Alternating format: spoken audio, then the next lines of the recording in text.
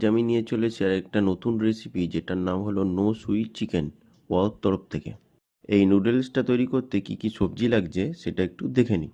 একটা প্লেটের মধ্যে নিয়ে নিয়েছি অল্প ক্যাপসিকাম, পেঁয়াজ পাতা, টমেটো আর অল্প বাঁধাকপি।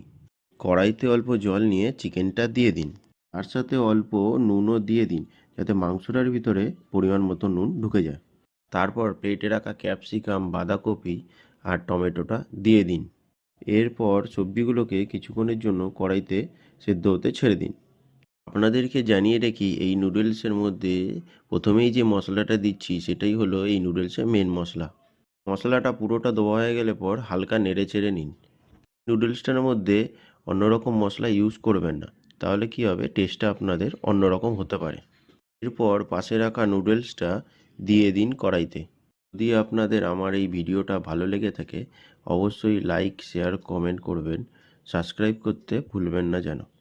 নুডলসের মধ্যে যে আরেকটা মশলা দেওয়া আছে সেটা দিয়ে দিন। ছোটো প্যাকেটের মধ্যে যে চিলি অয়েলটা দিয়েছে সেটা নুডলসের ওপর ছড়িয়ে দিন।